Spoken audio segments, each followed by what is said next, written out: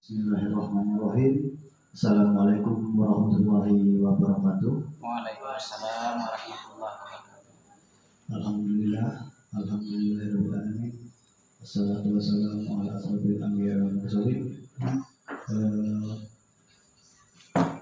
Yang pertama yang saya hormati Bapak Kepala Sekolah SMP 1 Kota Ampar.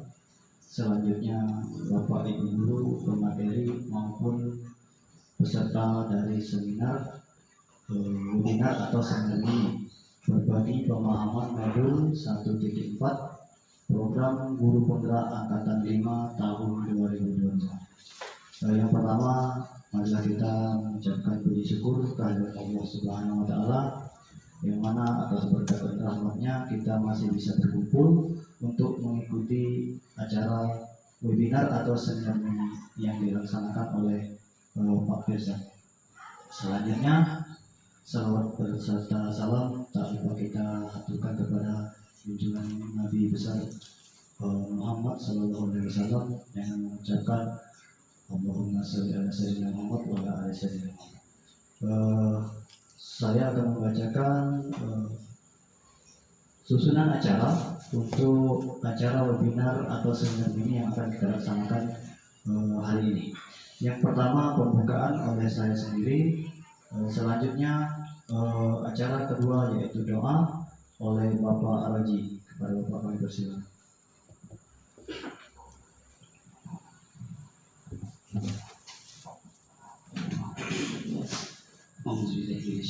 Bismillahirrahmanirrahim. Ila hidratin Nabi Mustafa Muhammad sallallahu alaihi wasallam wa alihi wa zurriyyatihi al-Fatihah. Bismillahirrahmanirrahim. Alhamdulillahirabbil alamin maliki yaumiddin.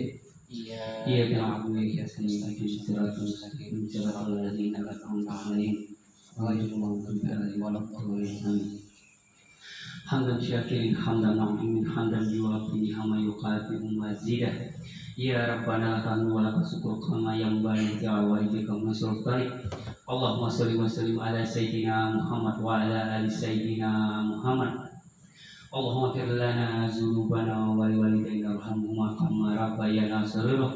Allahumma inna nas'aluka salamatan fid dini wa fil jasadi wa fi ilmina wa fi rizqina wa taubatan qabdal maut wa rahmatan indal maut wa firatan ba'dal maut. Allahumma hawin alaina fi sakaratil maut wa najatan minan nar wal fa'ilal hisab. Rabbana la tuzigh qulubana ba'da idh hadaytana wa hab lana min ladunka rahmatan innaka antal wahhab. Rabbana atina fid dunya hasanah wa fil akhirati hasanah wa qina adzabannar.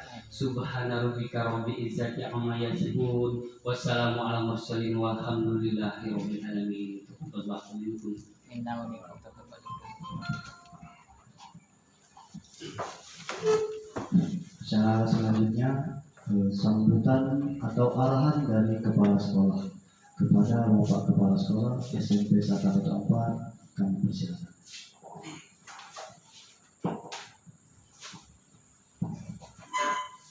Bismillahirrahmanirrahim. Assalamualaikum warahmatullahi wabarakatuh.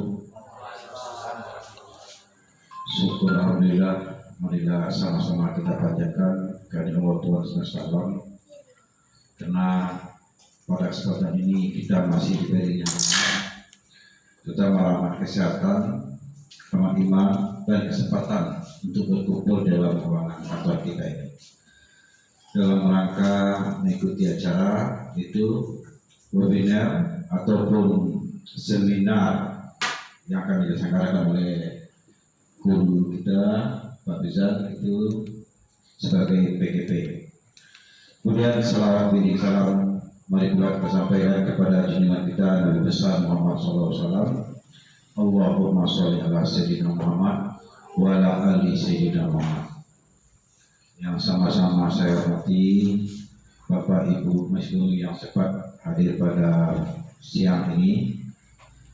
Kemudian yang kita muliakan Bapak Rizal sebagai pemateri dalam acara seminar GGP Angkatan 5 Kabupaten Indah Hilir, di mana pada materi ini dia akan mengambil tema itu budaya positif, berbagi pemahaman tentang modul 1.4 yang akan disampaikan oleh pemateri nanti. Semoga dengan acara ini, namanya berbagi, berarti kita sama-sama dapat pemateri lebih. Nah, jadi berbagi di sini mungkin ada yang ilmunya mengetahui, kita bagi sama teman kita. Kalau kita yang tidak tahu, kita bertanya. Tapi sama-sama mengisi. Itulah kira-kira kemungkinan maksud berbagi di sini. Semoga dengan acara ini untuk kedepannya sesuai dengan judul seminarnya, kita dapat berbagi. Berarti kita sama-sama mengisi. Kelemahan kita isi, kemudian ada kelebihan kita bagikan sama teman-teman, terutama kita sebagai seprofesi guru. Semoga kedepannya kita bisa melaksanakan program guru penggerak ini. Jadi mudah-mudahan ke depan kita sebagai guru di sini semuanya bisa mengikuti program guru penggerak, dan juga sekolah kita bisa untuk dapat menjadi sebagai sekolah penggerak. Karena mau tidak mau, mungkin sekarang kita memang masih memakai kurikulum 2013 yang dipadukan dengan pelajar Pancasila. Nah, kedepannya kita rasa mungkin semua akan melaksanakan kurikulum Merdeka yang di dalamnya ada dicanangkan itu sebagai guru penggerak dan sekolah penggerak. Jadi untuk sementara mungkin sekarang kita masih memakai kurikulum 2013 yang di dalamnya kita masukkan belajar Pancasila, tapi kedepannya mungkin 100% kita akan melaksanakan kurikulum Merdeka Belajar. Di dalam kurikulum Merdeka Belajar ini semua kita sudah sama tahu bahwa di sana dirancang itu ada yang namanya guru penggerak. Jadi kita mungkin kemarin Ibu Bapak sudah melaksanakan mendengar sosialisasi untuk pelaksanaan guru penggerak ini. Mudah-mudahan sekarang baru Pak Pizan yang masuk, mudah kedepannya kita sama tertarik dan untuk mengikuti program guru penggerak ini. Karena mau tidak mau, mungkin 2 tahun ke depan sekolah semuanya sudah wajib melaksanakan itu kurikulum yang namanya kurikulum Merdeka. Jadi dengan acara ini mudah-mudahan kita yang belum tahu dapat menambah ilmu kita, terutama bagi pemateri dan pada kita semua yang hadir umumnya. Itulah sebagai harapan dari kami ke depannya, apa-apa yang kita sudah mulai hari ini kita sama-sama laksanakan, kita sama-sama yang baik kita laksanakan. Mudah-mudahan kita bisa mewujudkan nanti kurikulum Merdeka yang dicanangkan oleh Kementerian Pendidikan saat ini. Akhirnya saya selaku kepala sekolah mengucapkan wabillahi taufiq wal hidayah. Assalamualaikum warahmatullahi wabarakatuh. Waalaikumsalam warahmatullahi wabarakatuh. Terima kasih kepada Bapak Kepala Sekolah yang telah memberi sambutan. Acara selanjutnya penyampaian materi oleh pemateri, yaitu kepada Bapak Firsan SPDI. Kami persilakan.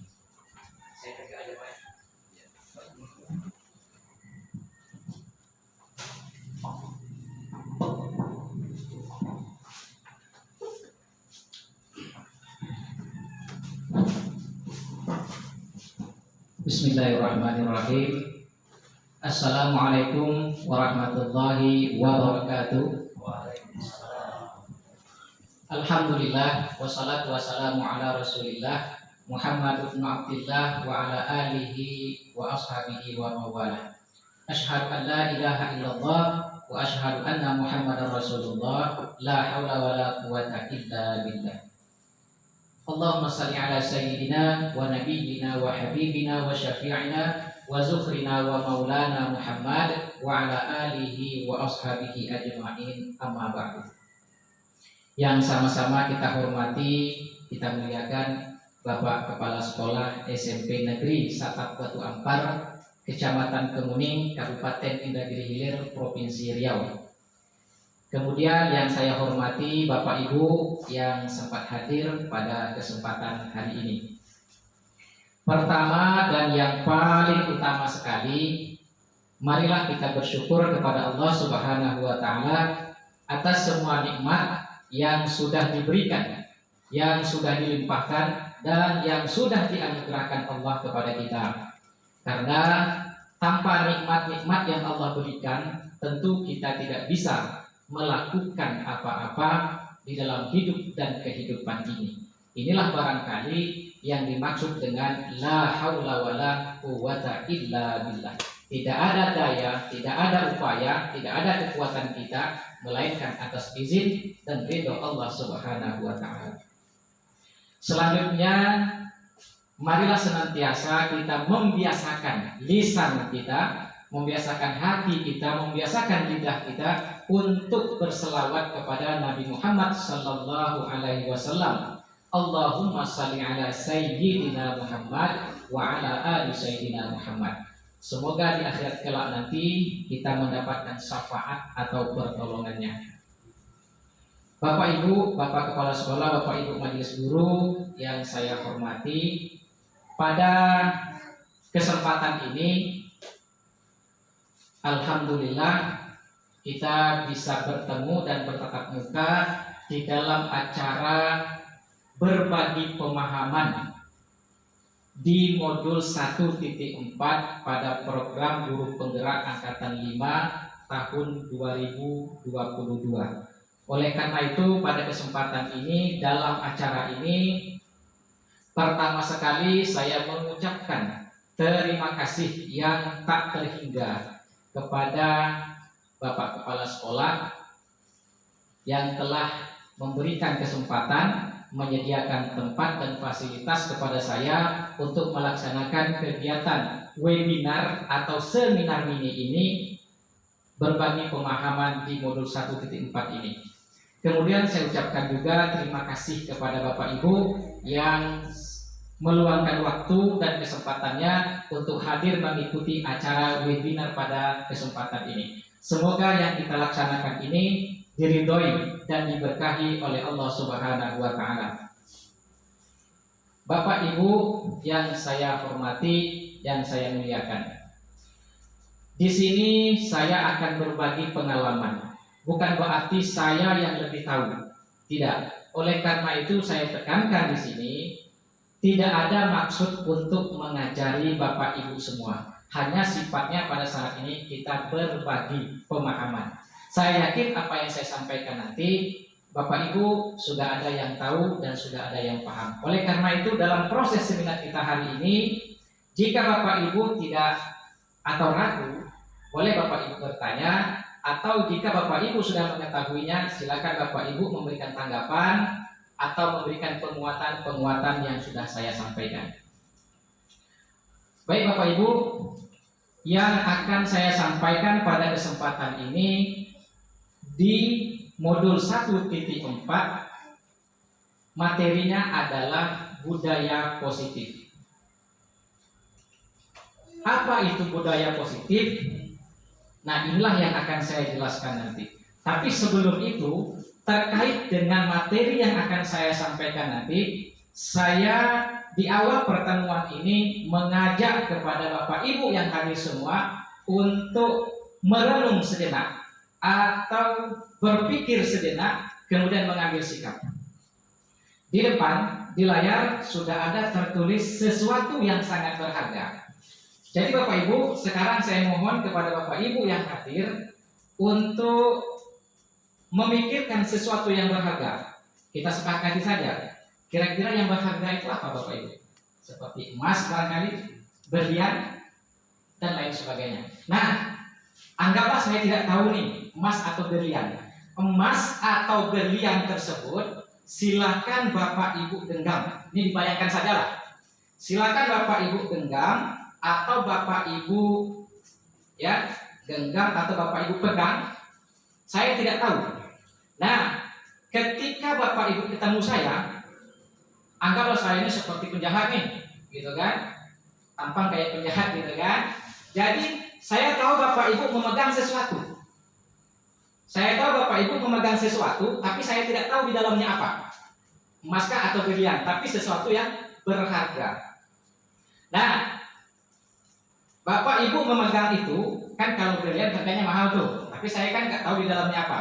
Tapi saya pengen tahu itu apa. Kan begitu? Saya pengen tahu itu apa. Nah sekarang harga berlian itu kalau dijual kan mahal tuh. Nah gitu. Nah Bapak Ibu karena itu berharga, artinya Bapak Ibu tidak mau memberikan yang berharga itu kepada siapapun, apalagi orang nggak kenal kayak saya. Misalnya begitu. Nah sekarang saya minta nanti tanggapan Bapak Ibu. Sekarang karena saya tahu di tangan Bapak Ibu itu berharga, saya saya bujuk atau saya rayu atau nanti bahkan saya ancam gitu. Nah, Pak, Bu, silakan buka tangan Bapak Ibu. Tentu karena tidak kenal sama saya, Bapak Ibu tidak mau membukanya. Tak mau membukanya. Jadi karena Bapak Ibu tidak mau membukanya, saya tawari lagi, Bu, Pak, saya kasih duit 20 juta. Silakan Bapak Ibu buka yang ada di tangan Bapak Ibu. Karena mungkin terlalu sedikit, Bapak Ibu tidak mau membukanya. Nah, singkat cerita, saya kasih tawaran. Silakan Bapak Ibu buka yang ada di tangan Bapak Ibu. Saya kasih uang 100 juta. Nah, kira-kira Bapak Ibu mau nggak membukanya? Saya mohon responnya nanti. Bu Agnes, ada responnya kira-kira? Kan ada berlian atau emas, tapi saya nggak tahu nih. Kira-kira saya tawarin Ibu 100 juta. Mau nggak kira-kira Ibu membuka tangan Ibu ngasih ke saya? Kalau harga berlian saya lebih mahal dari itu, mungkin tidak. Tapi kalau harga berlian saya di bawah itu, mungkin saya mau. Kalau duit yang saya kasih lebih kecil dari harganya, Ibu tak mau. Kalau duit yang saya kasihkan lebih besar, Ibu mau. Kalau Ibu ngerti, sama ya. Nah, terima kasih atas responnya. Nanti kita akan ketemu ke materi berikutnya.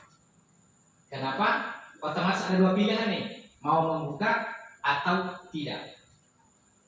Nah, kalau dari jawaban Ibu tadi, kalau duit yang saya kasihkan lebih banyak, mau dia membuka. Tapi kalau duitnya lebih sedikit, tak mau, karena itu lebih berharga.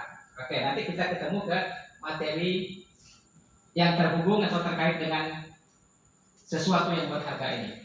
Mudah-mudahan kita nanti sampai ke sana. Baik Bapak Ibu, budaya positif. Budaya positif itu apa sih? Gitu kan? Kalau secara bahasa, ini secara bahasa yang sangat sederhana, budaya itu kan kebiasaan. Ini yang sederhana nih pengertiannya. Positif itu kan yang baik. Jadi kebiasaan yang baik. Nah, di dalam modul ini kita membiasakan di lingkungan sekolah kita, membiasakan peserta didik kita, membiasakan murid kita supaya melakukan budaya positif, budaya yang baik, kan begitu. Secara sederhana, kebiasaan yang baik. Baguskah ini dilakukan? Sangat bagus sekali. Kalau dalam Al-Quran kan disebut tuh fastabiqul khairat, berlomba-lombalah di dalam berbuat kebaikan. Nah begini, jadi pemikiran ataupun cara seperti ini sangat sesuai sekali dengan agama kita. Jadi tidak ada salahnya. Lalu kira-kira apa makna budaya positif itu? Kalau secara sederhana tadi, kebiasaan yang baik yang mesti kita lakukan di lingkungan sekolah. Nah ini Bapak Ibu, budaya positif itu adalah nilai-nilai atau keyakinan dan kebiasaan di sekolah yang berpihak pada murid agar murid berkembang menjadi pribadi yang kritis, menjadi pribadi yang penuh hormat, dan menjadi pribadi yang bertanggung jawab. Inilah yang dimaksud dengan budaya positif. Budaya positif di lingkungan sekolah, dan tentunya kita sebagai pendidik mesti kita lakukan.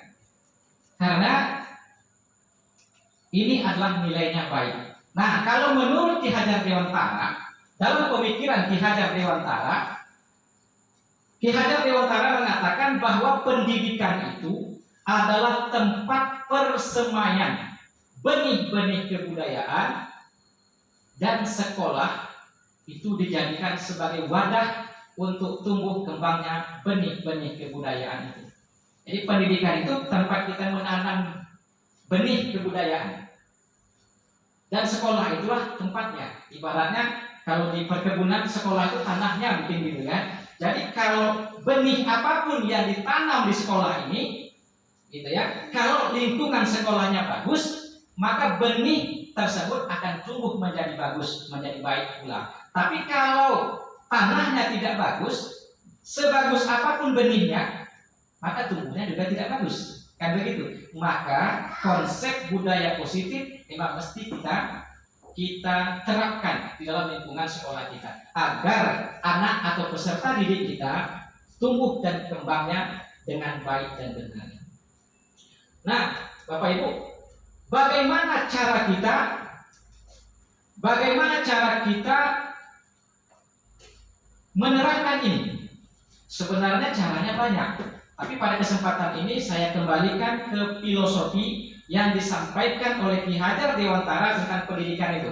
Kita kenalkan Ki Hajar Dewantara menyampaikan filosofinya adalah ing ngaso sung tolodo, ing matyo mangun kaso, dan tutwuri handayani. Apa sih tiga istilah itu? Kita sering dengar kan? Nah, yang pertama ing ngaso sung tolodo, itu maksudnya adalah ketika kita berada di depan peserta didik kita. Apa yang harus kita lakukan ketika kita berada di depan peserta didik kita?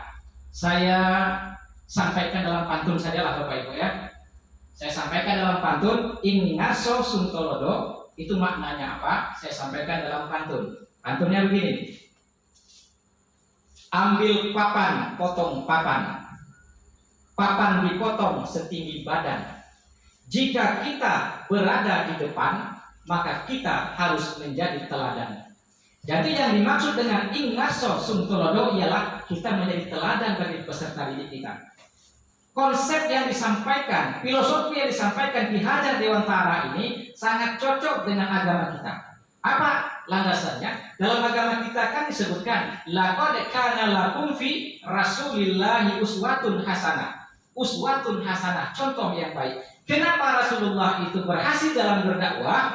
Karena Rasulullah itu menerapkan teladan yang baik. Kita pun mestinya menjadi guru juga hendaknya demikian, menerapkan contoh atau teladan yang baik. Itu ing ngaso sung tolodo.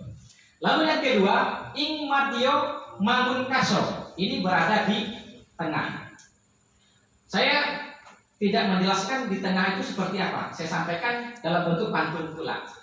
Pantunnya begini, ing madyo mangun kaso. Pantunnya begini. Jangan lambat, jangan lengah. Jika lengah, lambat terisi. Jika kita berada di tengah, kita harus memberi inspirasi dan motivasi. Itu kalau kita berada di tengah. Kita memberikan motivasi di tengah-tengah murid kita maksudnya.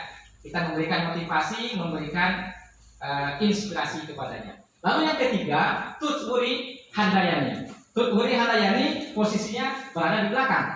Saya tidak akan menjelaskan di belakang itu apa. Saya sampaikan dalam pantun lagi. Ini banyak sebab pantun nih Pak. Pantunnya begini. Dari tukang ke tukang. Nah, ini main tukang. Ya. Dari tukang ke tukang, tukang bekerja pakai borongan. Jika kita berada di belakang, maka kita harus memberi arahan dan dorongan. Nah, jadi itu posisinya. Ing ngaso sung tolodo berada di depan, ing madyo mangun kaso berada di tengah, ing tutwuri handayani berada di belakang. Semuanya itu memberikan nilai-nilai yang baik kepada peserta didik. Oleh karena itu, Ki Hajar Dewantara menyampaikan tujuan pendidikan itu adalah sesungguhnya adalah untuk mencapai keselamatan dan kebahagiaan yang setinggi-tingginya.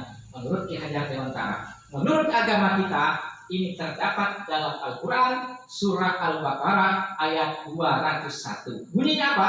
Rabbana atina fid dunya hasanah wa fil akhirati hasanah wa qina azabannar. Rabbana atina fid dunya hasanah. Ya Allah, berikanlah kami kebaikan, kebahagiaan, keselamatan di dunia.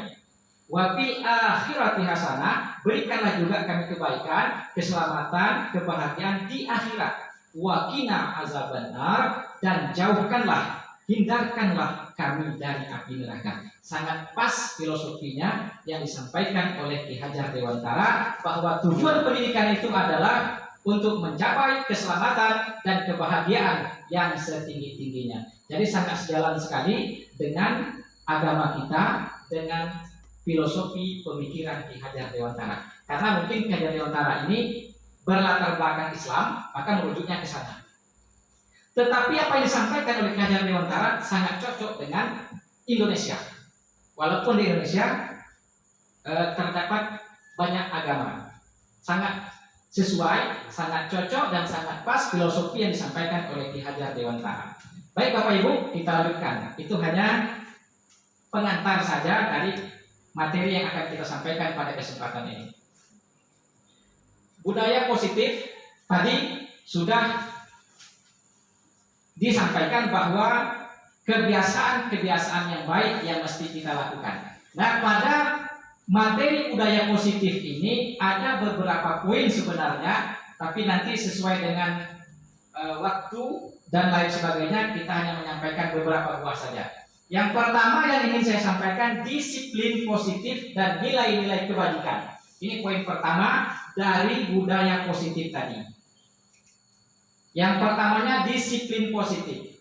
Kalau kita mendengar atau berbicara masalah disiplin, maka kita pahami bahwa disiplin itu ialah taat dan patuh. Ya, taat dan patuh.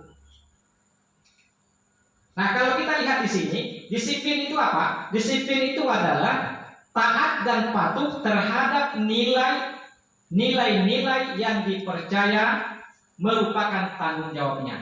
Ada sesuatu nilai-nilai yang dipercayai dan itu merupakan tanggung jawab yang mesti dilakukan oleh kita dan oleh anak didik kita. Nah, kalau disiplin positif itu apa? Disiplin positif adalah sebuah proses pembelajaran. Disiplin positif merupakan pendekatan mendidik anak untuk melakukan kontrol diri dan pembentukan kepercayaan. Disiplin berbeda sama sekali dengan hukuman. Meskipun disiplin sering diterapkan dengan menggunakan teknik hukuman. Nah, tadi kan di awal saya sudah mengajak Bapak Ibu berpikir dan merenung. Itu sebenarnya posisinya berada di melakukan kontrol diri yang saya buka di awal pertemuan tadi. Nah, di sini maksudnya di sini disiplin itu berbeda dengan hukuman. Walaupun disiplin itu sering di dalamnya diterapkan hukuman. Nah, kita lanjutkan. Ini Bapak Ibu, mohon Bapak Ibu memberikan tanggapan. Kira-kira apakah hukuman dapat mendisiplinkan anak? Kira-kira ada yang bisa memberikan tanggapan? Ya Pak Uji, silakan. Itu Pak, kalau menurut saya nih Pak ya, kalau memang apakah hukuman dapat mendisiplinkan anak, itu menurut saya benar Pak, bisa kan? Soalnya kenapa? Dengan ada hukuman tadi anak-anak ada rasa takutnya Pak, ada rasa segannya bahwa ketika dia membuat salah pasti ada konsekuensinya Pak. Jadi dengan konsekuensinya, konsekuensinya. Jadi dengan adanya hukuman tadi, peserta didik tadi dapat mengikuti hal-hal pembelajaran dengan baik. Jadi intinya menurut Pak Uji, hukuman dapat mendisiplinkan anak kita karena ada rasa ketakutan. Ya. Kemudian ada konsekuensi di dalamnya. Oke, kita lanjutkan, nanti ketemu Pak Uji. Nah, di dalam disiplin itu sekurang-kurangnya yang akrab dari kata disiplin itu sekurang-kurangnya ada dua. Pertama apa? Hukuman dalam disiplin itu. Yang kedua apa? Yang kedua sanksi atau konsekuensi. Kok ada hukuman, ada konsekuensi atau sanksi? Jadi pertanyaannya, samakah hukuman dengan konsekuensi? Nah, ini yang akan kita pelajari. Samakah hukuman dengan konsekuensi? Tadi Pak Rogi sudah menjawab nih, hukuman bisa mendisiplinkan anak. Oke, kita perhatikan untuk penjelasan berikutnya. Apa bedanya hukuman dengan konsekuensi itu? Nah, kita lihat di sini, hukuman bersifat tidak terencana atau tiba-tiba. Itu hukuman. Misalnya nih, anak-anak misalnya terlambat datang. Ya, terlambat datang kita suruh lari misalnya. Ya kan? Padahal itu kan secara tiba-tiba, tidak terencana. Itu hukuman. Gitu. Anak atau murid tidak tahu apa yang akan terjadi. Anak ketika datang ke sekolah, dia terlambat nih. Tahu nggak anak itu kalau dia disuruh lari nanti? Nggak tahu kan? Nah, itulah hukuman. Dia secara tiba-tiba dan tidak terencana. Anak tidak tahu apa yang akan terjadi dan tidak dilibatkan. Tidak dilibatkan maksudnya di awal penentuan hukuman itu. Dia tahu-tahu menerima saja, kan begitu. Kemudian hukuman bersifat satu arah dari pihak guru yang memberikan, satu arah saja. Kamu harus menyapu, kamu harus lari, itu hukuman, gitu. Dan murid hanya menerima suatu hukuman tanpa suatu diskusi atau pengarahan dari pihak guru. Dia menerima saja tuh, gitu kan. Nah, baik sebelum atau sesudahnya, hukuman yang diberikan bisa berupa fisik maupun verbal, dan murid disakiti oleh suatu perbuatan atau kata-kata. Itu hukuman, gitu. Kamu ini, begitu ya, datang terlambat, kadang-kadang sakit hatinya, gitu kan. Nah, itu hukuman. Lalu konsekuensi apa?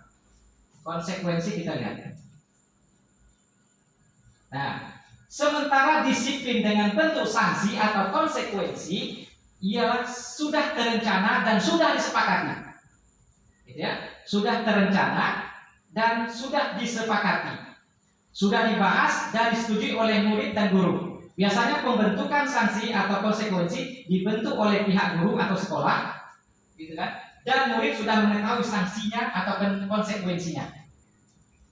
Gitu. Murid tetap dibuat tidak nyaman, tetap juga tidak nyaman. Kalau tadi kan merasa tersakiti itu kalau hukuman, di konsekuensi dia tetap juga merasa tidak nyaman. Anak itu tidak nyaman. Yang diterima pada sanksi konsekuensi, murid tetap dibuat tidak nyaman untuk jangka waktu pendek, tidak panjang jangkanya, sebentar saja karena dia sudah sepakat, kan begitu. Konsekuensi atau sanksi biasanya diberikan berdasarkan suatu pengukuran. Misalnya setelah 3 kali ditegur di kelas oleh guru karena tugasnya belum selesai, contoh ya, atau mengobrol, maka murid akan kehilangan waktu bermain. Dia dilarang bermain misalnya, atau dilarang istirahat, gitu kan. Dan harus menyelesaikan tugas karena ketinggalannya. Peraturan ini sudah diketahui oleh murid dan diketahui sebelumnya. Guru senantiasa perlu memonitor murid. Itu bedanya. Kalau hukuman secara tiba-tiba atau tidak terencana, kita kan bisa, kalau kita lihat realnya atau kenyataannya, misalnya kita suruh lari, padahal sebelumnya tidak ada kesepakatan suruh lari, kan begitu? Itulah hukuman. Beda dengan konsekuensi. Kira-kira mana yang bagus ini? Tentu bagus konsekuensi. Tentu bagus konsekuensi daripada hukuman. Memang kalau hukuman tadi, kata Pak Rogi, ada rasa ketakutan dan tersakiti secara manusiawi, ya, tak bisa dipungkiri itu. Tapi kalau konsekuensi, ya sudah sepakat dari awal. Misalnya peraturannya jika ini membawa ini, gitu. Berarti kan kesepakatan dari awal, gitu. Oke, berarti kita sudah memahami dengan dua istilah ini. Dalam disiplin ada hukuman, ada sanksi. Tapi kalau Ditanya mana yang bagus, mana yang eloknya, tentu bagusnya, eloknya adalah sanksi atau konsekuensi. Selama ini yang kita lakukan itu gitu. Dan tak bisa kita pungkiri. Banyak menghukum daripada memberikan konsekuensi. Nah, ini bedanya. Hukuman atau konsekuensi ini tindakannya. Mencatat 100 kali di dalam buku kalimat saya tidak akan terlambat lagi 100 kali banyaknya, itu hukuman namanya. Kamu silakan mencatat 100 kali ya, 100 baris gitu kan, itu hukuman. Kalau ini lari mengelilingi lapangan 2 kali karena terlambat hadir di sekolah, itu hukuman.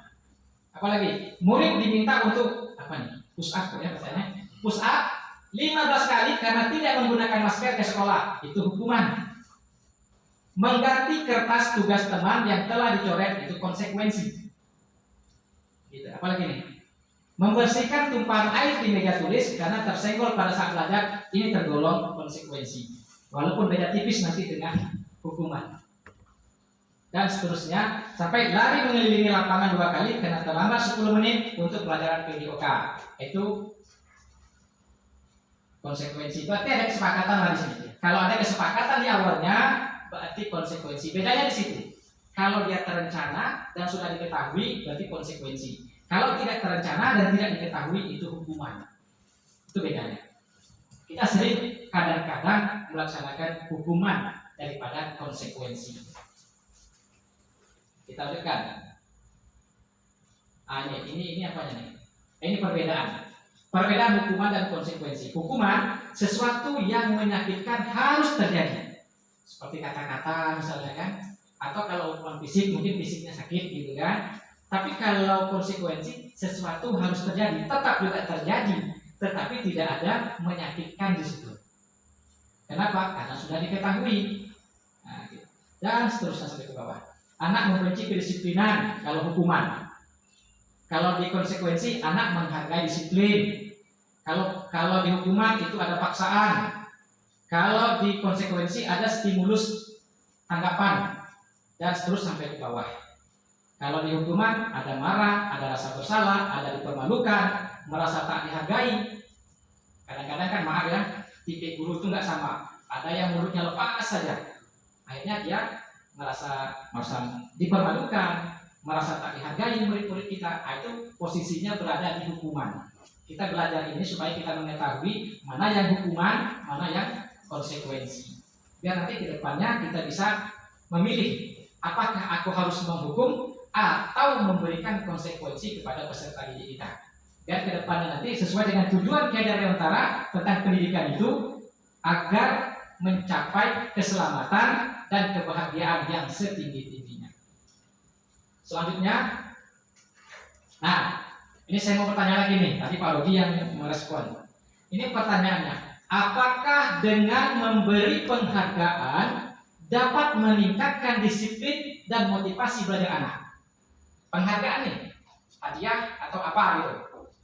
Kira-kira, apakah dengan memberi penghargaan dapat meningkatkan disiplin dan motivasi belajar anak? Kira-kira ada Bapak Ibu? Pak Rodi lagi? Ya boleh. Menurut saya, apakah dengan memberi Penghargaan dapat meningkatkan disiplin dan motivasi anak? Kalau menurut saya itu dapat. Ya, kenapa? Dengan adanya penghargaan tadi, ya. jadi anak tadi merasa ada kemauan, ada target yang mau dituju, berarti gitu kan? Ya. Berarti dengan ada target yang mau dituju, berarti dia tadi akan merubah hal diri yang buruk tadi agar lebih baik lagi. Oke, saya pun juga sependapat dengan Pak Oji. Kita sependapat Pak Oji ya, tapi tidak sependapatan. Mungkin pendapatan Pak Oji. Oke, saya setuju jawaban Pak Oji. Bisa, karena ada target yang akan dicapai. Tapi kita lihat selanjutnya. Pernah dengar ini? Dihukum oleh penghargaan. Penghargaan menurunkan kualitas. Apalagi penghargaan mematikan kreativitas.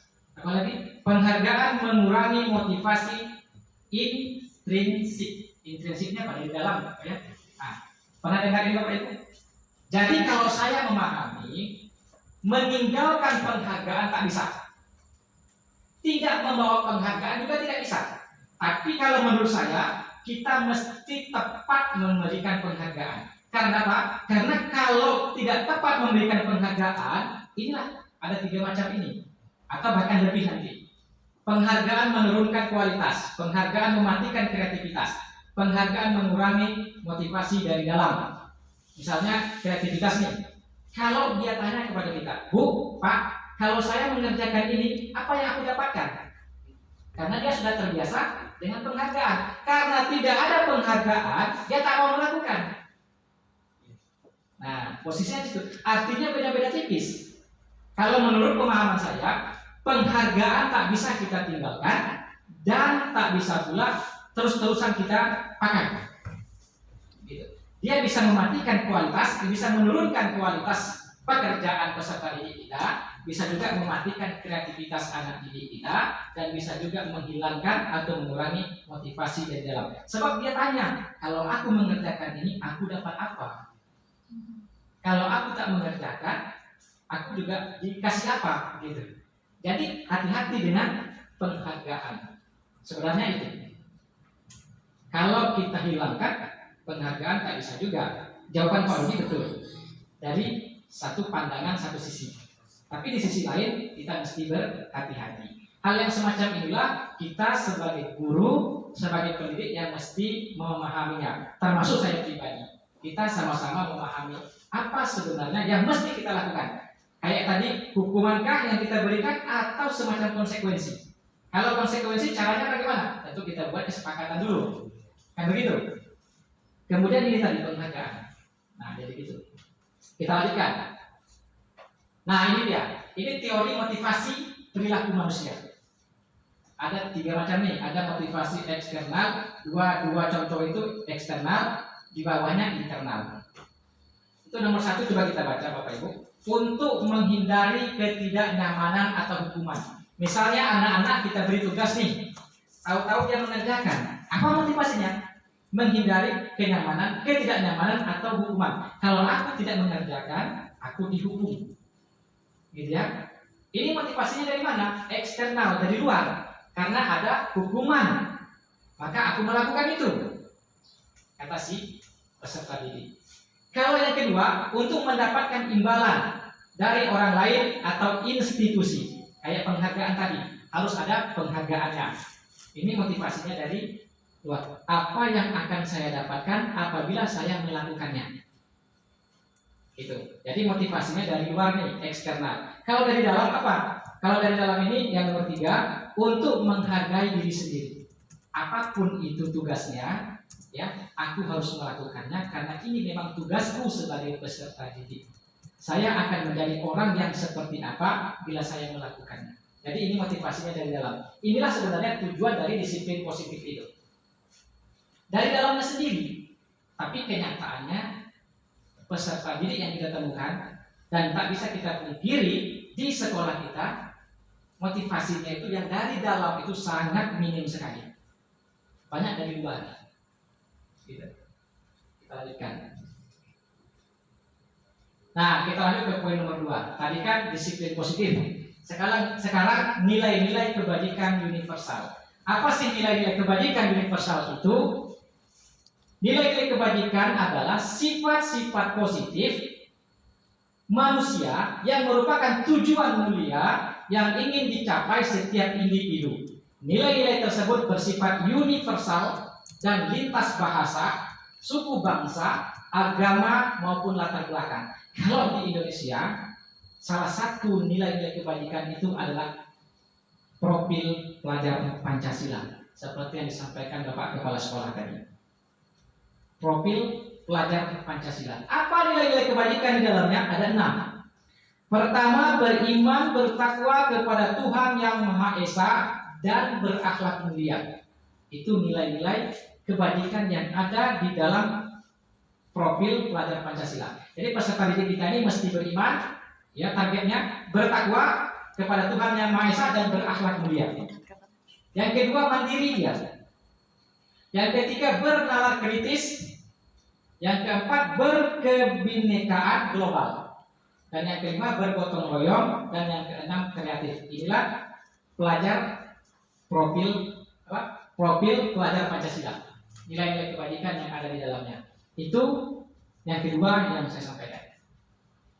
Nah, ini dia poin yang pertama kan disiplin dan nilai-nilai kebajikan universal. Ini yang keduanya kesepakatan atau keyakinan kelas.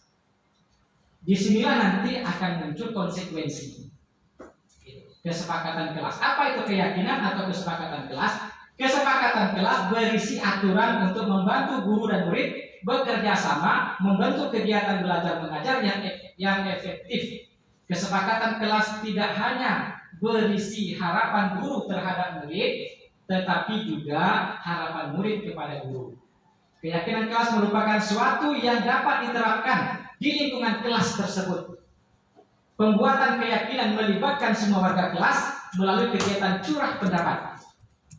Keyakinan kelas bisa ditinjau kembali dari waktu ke waktu. Kemudian kesepakatan disusun dikembangkan bersama antara guru dan murid. Kesepakatan kelas yang menuntut nilai-nilai positif akan berujung pada keyakinan kelas. Keyakinan kelas merupakan kesepakatan kelas yang diyakini bersama oleh guru dan murid selama pembelajaran. Sebenarnya caranya Bapak Ibu, di awal semester bisa kita membuat kesepakatan kelas. Saya walaupun belum sempurna, di awal semester kemarin Ajir ada membuat kesepakatan kelas. Maksudnya kalian maunya apa belajar kita ini? Di situ saya beri kertas masing-masing.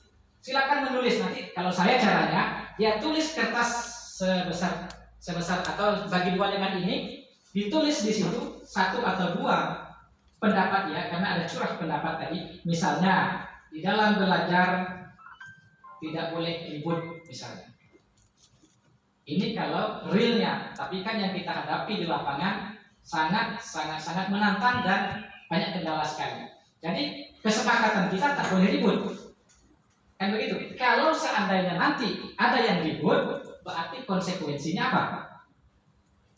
Kan begitu. Ada kesepakatan atau keyakinan kelas. Kalau cara saya kemarin di awal semester disuruh menulis masing-masing kesepakatan itu sesuai dengan pendapat masing-masing, lalu kami tempel di papan tulis. Ada videonya ada, tapi tak sempat saya tampilkan di sini. Ajir ada kelas 8. Itu kesepakatan kelas. Maksudnya kalian mau apa? Jadi tidak hanya kita berharap kepada murid, tapi murid juga bisa berharap kepada kita. Bapak harusnya begini, itu kalau kata singkatnya. Bapak dan ibu harusnya begini dalam belajar. Gitu. Cuman ini kan teorinya saja nih. Kalau penerapannya tentu tak semudah membalikkan telapak tangan dan tidak semudah bin salabin abrakadabra. Setidaknya kita mengetahui konsepnya. Jadi mesti ada kesepakatan kelas atau keyakinan kelas. Kalau nanti ada pelanggaran, disitulah letaknya hukuman atau konsekuensi yang kita bicarakan tadi. Nah, lingkungan besar budaya positif, lingkungan agak kecil, lingkungan besar budaya positif, lingkaran warna kuning lingkungan positif, kemudian ada yang lebih kecil lagi keyakinan kelas, ada yang lebih kecil lagi peraturan kelas. Ini mesti diterapkan sebenarnya di dalam proses pembelajaran kita. Kita berusaha beransur-ansur untuk melakukan itu supaya bisa mendapatkan kebaikan nanti di dalam proses pembelajaran kita. Selanjutnya, nah 5 posisi kontrol. Tadi kita sudah bermain. Nah ini Bapak Ibu, jika ada murid yang melanggar kesepakatan kelas, apa yang Bapak Ibu lakukan? Tadi sudah panjang lebar saya jelaskan ini. Tapi sebelum itu, ya saya minta tanggapan lagi. Jika ada murid yang melanggar kesepakatan kelas, boleh Bapak Ibu mencontohkan, saya seperti ini, saya seperti ini. Kira-kira apa?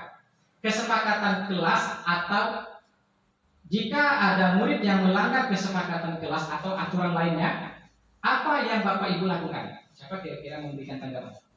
Ogi lagi? Oke, silakan. Oke, kan jika ada murid yang melanggar kesepakatan kelas, apa yang Bapak Ibu lakukan? Ya, ini seperti contoh. Kita kan di kelas itu kan seperti hari Sabtu itu tidak boleh pakai sendal, Pak. Jadi ketika pakai sendal, pertama kita beri kesepakatan, pertama 1 kali masih bisa dikembalikan, 2 kali masih bisa dikembalikan, yang ketiga kali langsung kita bakar. Berarti kesepakatan. Ya, berarti itu nanti larinya ke konsekuensi. Kalau kata-kata yang Pak Oji berikan apa kira-kira? Nah, kalau kata-kata seperti kayak ini Pak, ketika kita ada proses belajar mengajar, itu ketika masih ada yang ribut, masih ada yang tidak mengerjakan tugas, itu nanti konsekuensinya nilai tidak bagus. Jadi Pak Oji mengatakan kalau ada yang ribut, kalau ada yang ribut, nilainya apanya kepribadiannya juga bagus. nggak bagus. Kita lihat di sini posisinya, kan ada 5 posisi ini ya. Kira-kira posisi Pak Oji tadi di mana?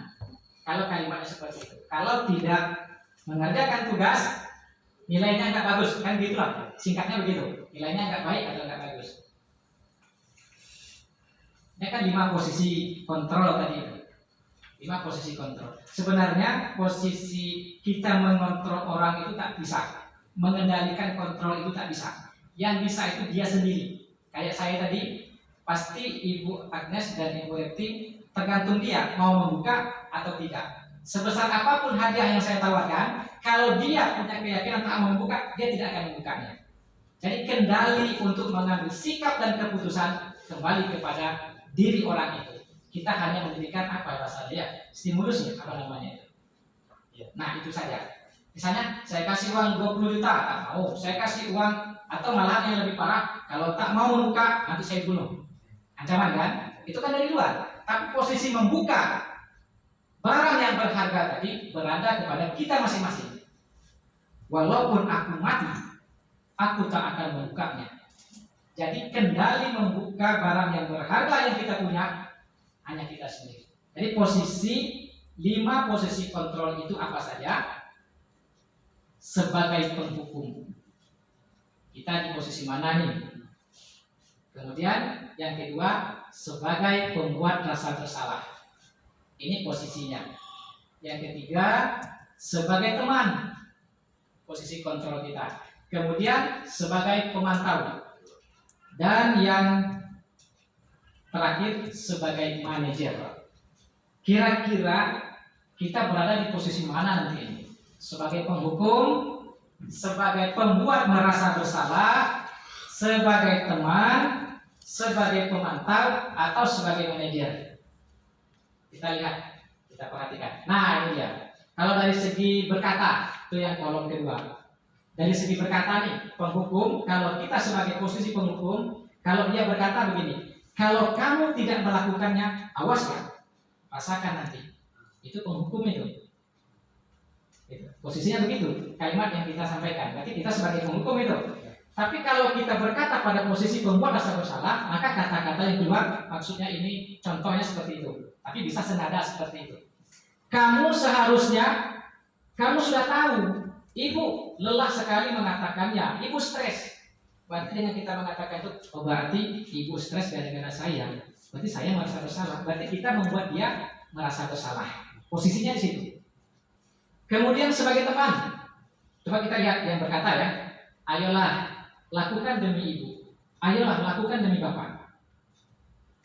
Masa kamu tidak mau?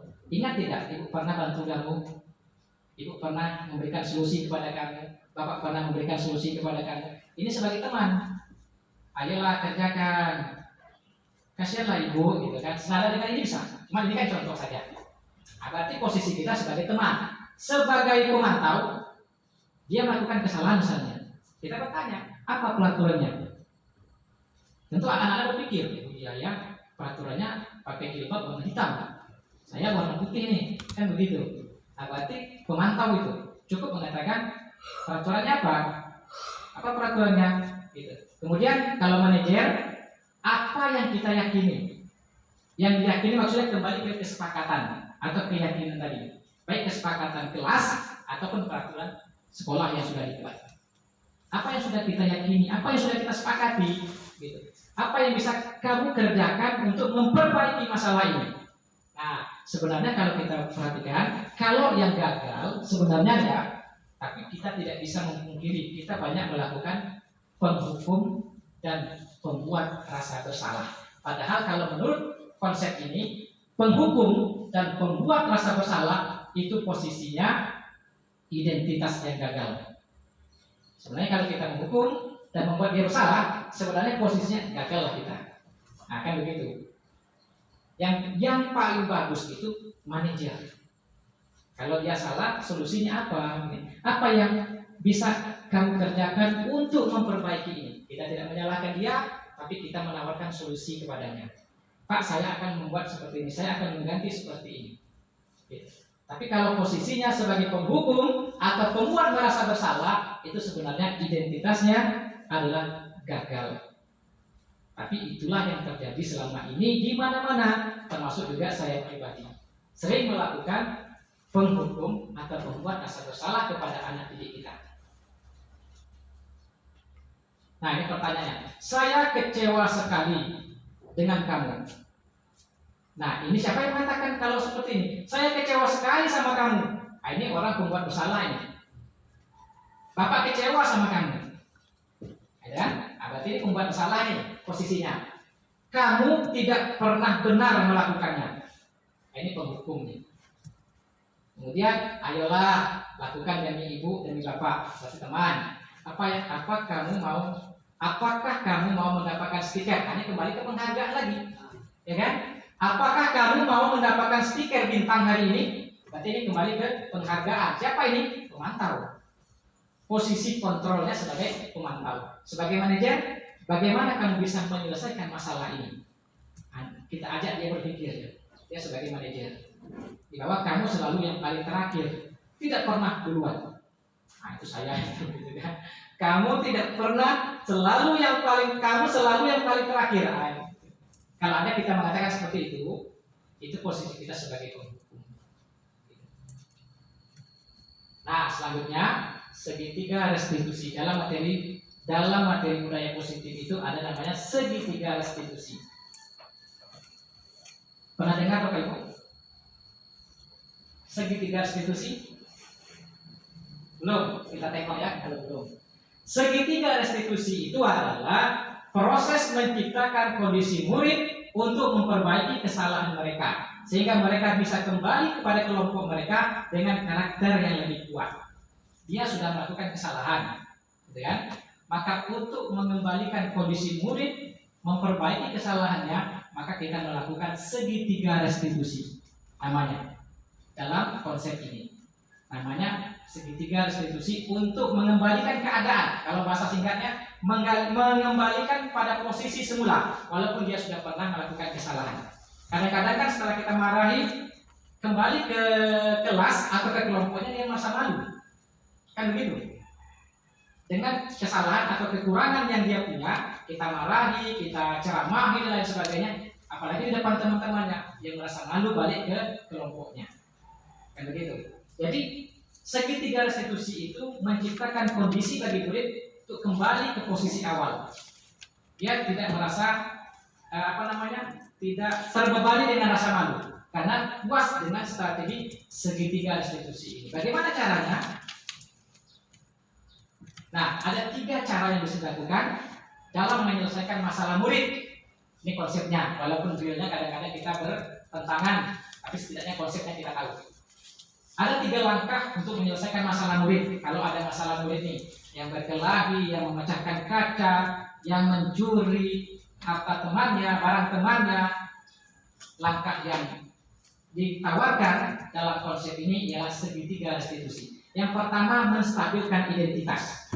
Yang kedua, validasi tindakan yang salah. Dan yang ketiga, menanyakan keyakinan. Kalau berdasarkan konsep ini, murid yang melakukan kesalahan tidak terbebani dengan kesalahannya. Nah, bagaimana caranya? Kita lihat di sini. Nah, ini ya, segitiga restitusi. Tadi kan menstabilkan identitas. Menstabilkan identitas ini setelah kita panggil peserta didik tadi, kita bisa mengatakan ini. Kamu bukan satu-satunya yang pernah melakukan ini. Bapak juga pernah dulu. Kan begitu. Jadi kalau dia salah, misalnya memecahkan kaca nih, gitu kan? Kamu bukan satu-satunya yang pernah melakukan ini. Semua orang pernah melakukan ini, termasuk bapak juga, gitu. Nah, jadi ini menstabilkan identitas namanya. Dengan begitu dia tidak merasa terbebani dengan kesalahannya. Atau kita katakan setiap orang pasti pernah melakukan kesalahan ini. Gitu. Nah, ini cara penyelesaiannya. Kemudian yang kedua tadi apa? Yang kedua, validasi tindakan yang salah. Kita lihat apa katanya di sini. Validasi tindakan yang salah yang sebelah sini. Maka kita mengatakan begini. Kamu tentunya punya alasan mengapa melakukan ini. Pecah kaca tadi kan? Kenapa kacanya pecah?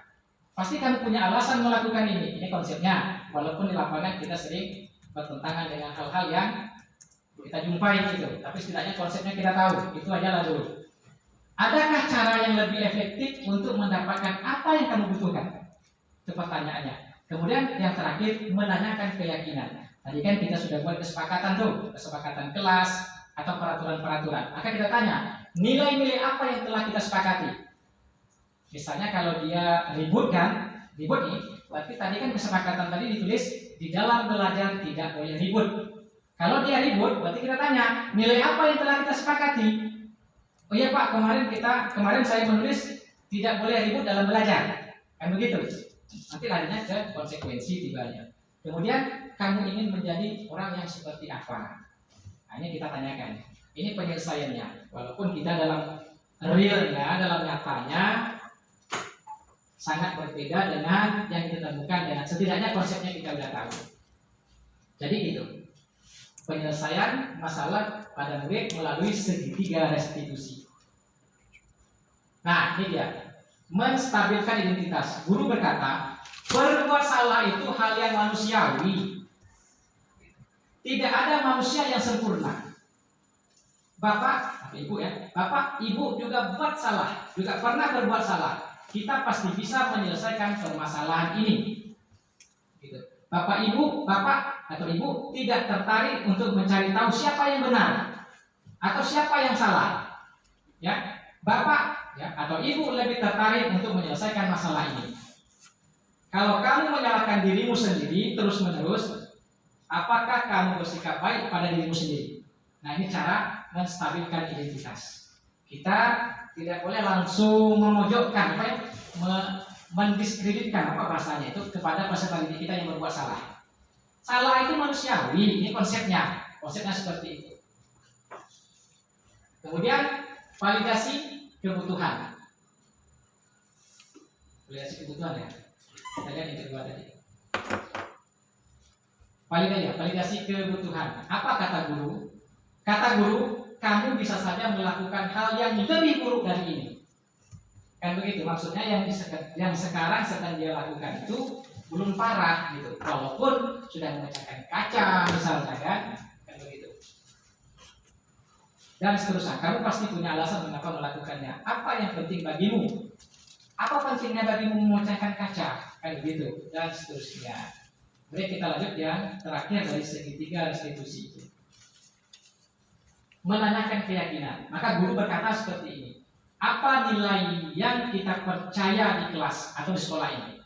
Tadi kan kita membuat kesepakatan tuh di awal semester kan, gitu kan? Atau kalau mau repot setiap hari, setiap masuk kita tanya kesepakatan. Hari ini kita belajar maunya seperti apa? Tentu ada yang memberikan pendapat begini aja Pak. Itulah larinya nanti kepada merdeka belajar. Hari ini maunya apa? Jadi kita belajar itu kalau konsepnya sekarang ini kita itu berpihak kepada murid. Maunya apa murid belajar sekarang? Gitu. Kelas yang ideal itu seperti apa sih? Nah, ini kalau guru bertanya. Dan seterusnya, apa yang kamu rasakan ketika kamu melakukan itu? Kamu menjadi orang yang seperti apa? Ini pertanyaan-pertanyaan. Tapi tidak harus bertanya seperti ini. Ini contohnya saja. Yang senada atau semirip dengan ini, itu bisa. Nah, Bapak Ibu, kita sudah sampai di akhir ini. Sesuai dengan kesepakatan awal kita tadi, bahwa 60 menit saja gitu kan. Nah, jadi kesimpulannya, yang saya sampaikan dalam materi ini ada 4. Yang pertama, disiplin positif dan nilai-nilai kebajikan. Yang kedua, kesepakatan atau keyakinan kelas. yang kelima posisi kontrol, dan yang ketiga segitiga restitusi. Sebenarnya di materi budaya positif ini masih ada poin-poin berikutnya, karena kita dibatasi waktu, hanya 4 ini saja yang bisa saya sampaikan.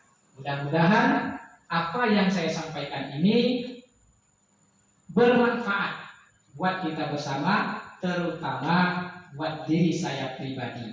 Karena kita sebagai pendidik, memang beginilah tanggung jawab kita, membuat peserta didik itu yang pada akhirnya nanti membuat mereka bahagia dan selamat. Itu pada intinya. Nyaman dalam belajar, tenang dalam belajar, enak dalam belajar, elok dalam belajar. Itu pada intinya. Walaupun realnya kita masih dalam berproses untuk itu. Baik Bapak Ibu, kalau ada pertanyaan silakan. Ini sudah selesai Bapak Ibu. Ada yang tanyakan cukup. Kalau tidak ada pertanyaan, saya akhiri dengan pantun. Karena dari tadi pantun kan. Pantunnya begini. Saya selalu memberikan pantun ya.